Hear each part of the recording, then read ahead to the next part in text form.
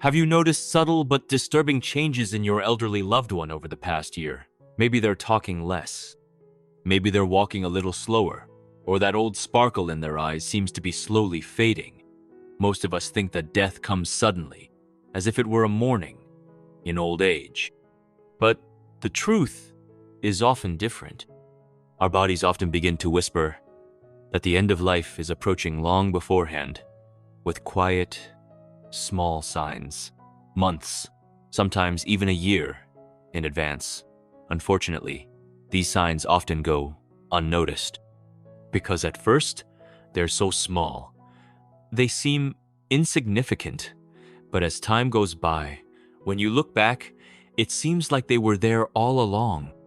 And often, it's too late to realize something was wrong. It's even too late to look them in the eye and say goodbye. In this video, we'll share 5 key signs that can appear about a year before an elderly person passes away. You might have noticed some of them before, but you thought, it's just old age. Some may seem harmless at first, but they're actually a sign that your body is slowly giving up. Recognizing these signs early will help you be prepared not only for medical help, but also emotionally. Perhaps you'll take better care of your loved ones. Perhaps you'll appreciate the times you spent together more fully. Perhaps you'll feel less regret when it's time to say goodbye. If you're ready, let's look at these silent yet meaningful signals together. Because sometimes life's most precious moments begin with this very awareness. Let's kick things off with the first sign, and it's one that can slip under the radar: unexplained weight loss. Picture your Aunt Clara, 78, the heart and soul of every family cookout, always passing around her famous pecan pie with that warm, contagious laugh. She's always been a little round, cozy, like a hug in human form. But lately, you've noticed her clothes are hanging off her. Her favorite cardigan looks like it belongs to someone else, and her plate's barely touched at dinner. Maybe she's picking at her food, leaving half her mashed potatoes, or skipping dessert altogether. You might think, oh, she's just not hungry, or her appetite's shrinking with age. But when someone starts dropping pounds without trying no diet, no gym, no nothing, it's often a big red flag waving in the breeze. What's going on here? Clara's body might be changing in ways that aren't obvious. Her metabolism could be slowing to a crawl, like an old truck sputtering on its last fumes. Muscles might be wasting away because her body isn't processing nutrients like it used to. Protein, carbs, the good stuff just isn't sticking. Digestion might be sluggish, and her energy's fading fast. This isn't just aging gracefully, folks. It could be a sign of something serious brewing, maybe heart issues, kidney problems, or even cancer hiding in the shadows. I know, heavy stuff, but hang with me. Sometimes it's not just physical. Maybe Claire's been feeling down since her old book club friend moved away, or her mind's getting a little foggy, zapping her appetite. The body might stop sending those "I'm starving" signals to her brain, so she skips breakfast, nibbles at lunch, or flat out forgets dinner. I remember my Uncle Raymond. He was a steak and potatoes guy, always grilling in the backyard. But in his final year, he'd just poke at his food, saying, "Not feeling it today." We thought he was just being picky, but looking back, it was the first clue something was wrong. Families often try to fix this with big, hearty meals or those protein shakes you see on TV. Come on, Clara, you gotta eat! But if the pounds keep melting away, it's not just about appetite. Her body's shifting gears, slowing down, like it's getting ready for a quieter chapter. Forcing a huge plate of spaghetti on her might stress her out more than help.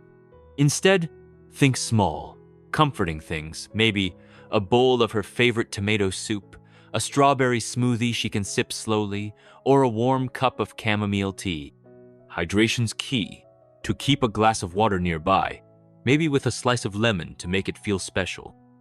But it's not just about food. If you see Clara's cheekbones getting sharper, her energy dipping, or her belts notched tighter, don't brush it off. It's her body whispering, "Hey, something's changing." Don't wait for it to shout. This is your chance to lean in, plan a cozy night watching her favorite old rom-com, or sit together and ask about that time she went to Woodstock. Those stories, they're gold. And those moments, They're what you'll hold on to forever. Maybe bring a photo album and laugh over those goofy 80s hairstyles, or just hold her hand while she talks.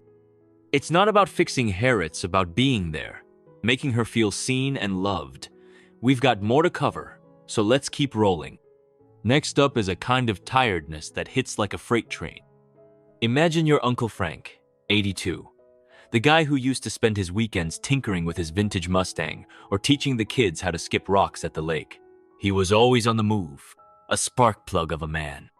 But now, just walking to the mailbox feels like he's climbing Everest. Simple stuff, buttoning his flannel shirt, pouring a glass of orange juice, or chatting about the playoffs leaves him completely wiped out. This isn't the "I need a quick nap" kind of tired we all get after a long day. It's a bone-deep, soul-crushing exhaustion, like his battery's stuck at 1% with no charger in sight. What's happening? Frank's body is slowing down from the inside out. His heart might not be pumping as strong as it used to, so blood's not flowing like it did. Muscles aren't getting enough oxygen, and his body's rationing energy for the basics, keeping his heart beating, his lungs moving. You might catch him dozing off in his favorite armchair, maybe even mid-sentence, or sleeping way more than he ever did. Some days, he's got a burst of his old self cracking a corny dad joke or telling you about that time he caught a huge bass butt. Then the fatigue slams back, heavier than a sack of bricks. It's like a light bulb flickering, bright one moment, barely glowing the next. This isn't just physical either. It can hit him emotionally. Frank might be frustrated, maybe even embarrassed, that he can't keep up anymore. He might skip the family barbecue or dodge calls, not because he doesn't love you, but because his tank's empty. I saw this with my own grandma. She used to host these epic Sunday brunches, pancakes stacked high, bacon sizzling. But in her last year, she'd just sit there, too tired to even pass the syrup. We'd nudge her, "Come on, Nana, tell us about Paris again." But looking back, I wish we'd just let her rest, maybe played her favorite Nat King Cole record instead. Pushing someone to get up and move can make them feel worse, like they're letting you down. Instead, make their world soft and cozy. Grab that worn-in quilt he loves, put on some classic rock from his high school days, or just sit together watching the birds at the feeder. If you notice Frank dragging his feet, napping all the time, or pulling back from the things he used to love, don't just chalk it up to old age. It's a signal to slow down with him, to meet him where he is. Maybe set up a comfy spot on the porch with his favorite iced tea, or share a quiet moment flipping through old car magazines. Those little things, they're everything. It's not about how much he can do, it's about how loved he feels. You still with me? Let's dive into the next one. Hey, if this is hitting you in the feels, drop a comment below, maybe just, "This one got me."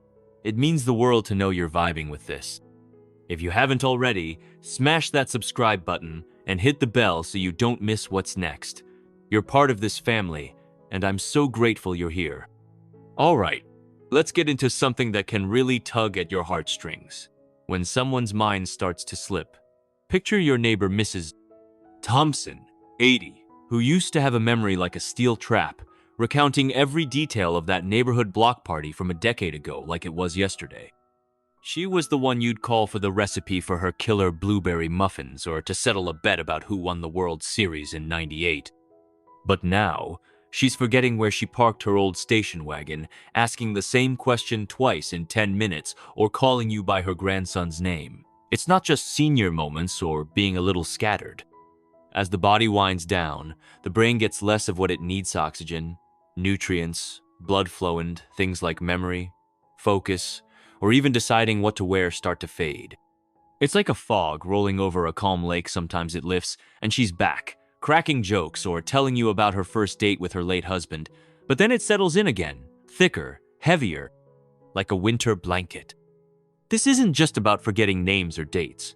You might notice Mrs. Thompson sitting quietly at Thanksgiving, staring out the window instead of jumping into the usual family banter. It's not that she doesn't care. Conversations, even light chit-chat, can feel like running a mental marathon. Some folks get cranky or anxious when their mind plays tricks on them. Others, like Mrs. Thompson, might seem almost serene, like they're retreating to a quieter world inside their head. It's heartbreaking, like you're losing pieces of them while they're still sitting right there. I remember my dad in his final months. She'd tell the same story about his college football days over and over. I'd get so frustrated, thinking, Dad, you told me this last week. But now I'd give anything to hear it one more time, to just let him live in that moment where he felt like a champ. Don't try to force long talks or quiz them to keep their mind sharp. That can overwhelm them, make them feel like they're failing a test. Instead, lean into the gentle stuff, play a song from their teenage years, maybe some Elvis or the Beatles, and watch their eyes light up. Pull out an old photo album and laugh over those retro outfits, or just hold their hand and smile. A warm touch, a soft, "I'm here for you," can cut through that fog better than any words. If Mrs. Thompson seems distant, quieter, or mixing things up, it's a call to be patient, to show love in the simplest ways. You're not just her neighbor anymore, you're her rock, her safe place. Those moments of connection, even without words, are what make the difference. Let's keep going, there's more to this. Now, let's talk about something that can feel like a gut punch, when someone starts getting sick all the time. Think of your dad, George, 79, the guy who used to brag about never catching a cold, even during flu season. He was the one out shoveling snow in his old flannel jacket, laughing at the rest of us bundled up. But now, every bug seems to find him colds, flus, even a tiny scratch on his hand takes weeks to heal. It's not just bad luck or a weak immune system. As the body slows down, its defenses start crumbling, like an old fortress with gaps in the walls. Infections like urinary tract issues, skin sores, or a stubborn cough pop up more often and hang around longer. Antibiotics that used to knock things out in a couple of days, they're not cutting it anymore, and recovery feels like a slog. Sometimes, the signs are super subtle. George might not have a fever or a hacking cough, just seems off, quieter than usual, more tired, or even a little confused. Those could be early hints of an infection brewing under the surface. For folks who are bedridden or don't move much, things like pressure sores can turn serious fast if hygiene isn't on point. I saw this with my cousin's grandpa. He'd get one infection after another, and we kept thinking, he's tough, he'll pull through. But when it's one thing after another, it's a sign the body's running out of steam. Families often go into overdrive, chasing every treatment, hoping for a miracle cure. But sometimes, the best thing you can do is shift to comfort clean, soft sheets, a cool glass of water, maybe some soothing hand cream for his dry skin. If George is catching every cold or taking forever to heal, don't ignore it.